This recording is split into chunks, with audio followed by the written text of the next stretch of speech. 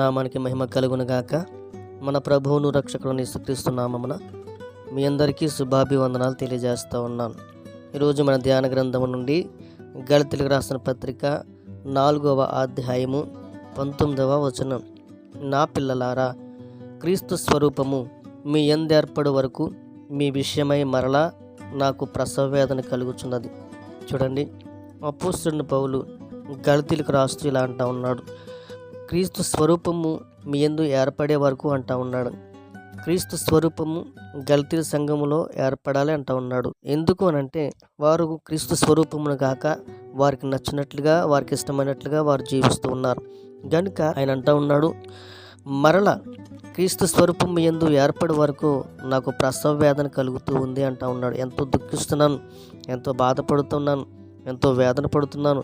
ఎందుకు అనంటే, క్రీస్తు స్వరూపం మీలో లేదు అని పౌలు ఎంతగానో దుఃఖిస్తున్నట్లు, బాధపడుతున్నట్లు మనం చూస్తూ ఉన్నాం. అవునండి, ప్రసవ వేదన అంటే ఏమిటి?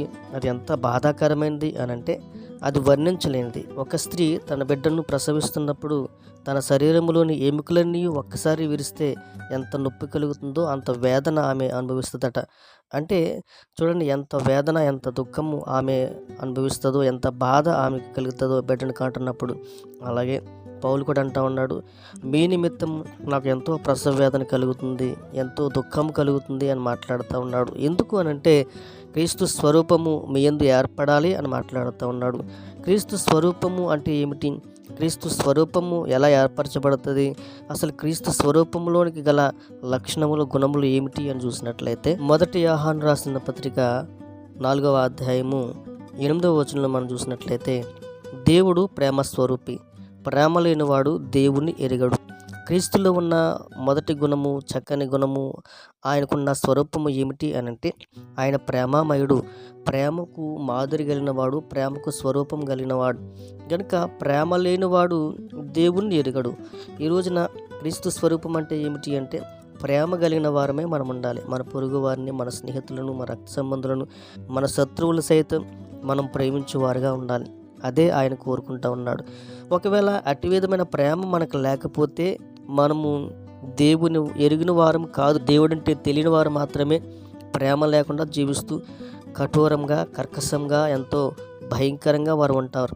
కనుక క్రీస్తు ప్రేమ కలిగిన వారు ప్రతి ఒక్కరిని ప్రేమిస్తారు. ఎందుకనంటే వారు దేవునితో అనుబంధం కలిగి జీవిస్తున్నారు కనుక యేసుక్రీస్తు యొక్క స్వరూపం ఏమిటి అంటే, ఆయన ప్రేమామయుడు, ప్రేమ స్వరూపం. రెండవదిగా చూసినట్లయితే, యాకోబు రాసిన పత్రిక 2వ అధ్యాయము 1వ వచనంలో మనం చూస్తాం, నా సహోదరులారా, మహిమా స్వరూపియగు మన ప్రభువైన యేసుక్రీస్తుని గూర్చిన విశ్వాస విషయంలో మోమాటం గలవారే ఉండకడి అంటా ఉన్నాడు. చూడండి, ఆయనకున్న మరొక స్వరూపం ఏమిటంటే మహిమా స్వరూపం. ఆయన మహిమకు మాదిరి కలిగినవాడు, ఆయన మహిమా స్వరూపి అయిన దేవుడు. ఎందుకనంటే ఆయన ఎరిగిన వారు ఎవరైతే ఉన్నారో వారందరూ కూడా ఆయనతో పాటు మహిమలో ప్రవేశిస్తారు. కనుక మహిమా స్వరూపం కలిగిన దేవుడు, మహిమా స్వరూపం గలవారు మాత్రమే పరలోక రాజ్యాన్ని స్వతంత్రించుకుంటారు. మహిమా స్వరూపం లేకపోతే దేవుని రాజ్యాన్ని స్వతంత్రించుకునే హక్కు కానీ, భాగ్యము కానీ, ధన్యతని కానీ మనం పొందుకోలేము. కనుక క్రీస్తు మహిమా స్వరూపం కలిగిన దేవుడు.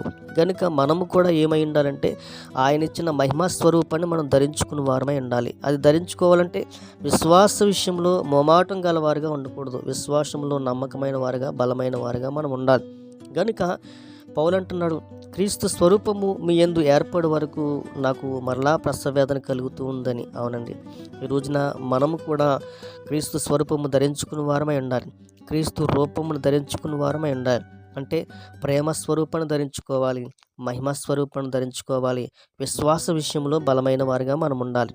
అలా మనం ఉన్నప్పుడు మాత్రమే దేవునికి ఇష్టమైన వారిగా ఉంటాం, దేవుని రాజ్యాన్ని స్వతంత్రించుకుంటాం. మనకు నచ్చినట్లు మనం జీవించడం కాదు, కానీ క్రీస్తు మార్గంలో, క్రీస్తు బాటలో మనం జీవిస్తూ ఆయనకి ఇష్టమైన బిడ్డలుగా మనం నడుచుకుంటూ, మన జీవితంలో ఆయనకి ఇష్టం లేని వాటన్నిటిని కూడా మనం విడిచిపెడుతూ ప్రేమ గలవారుగా, కనికరం గలవారుగా, జాలి గలవారుగా, మంచి మనస్తత్వం గలవారుగా మనం ఉండాలి.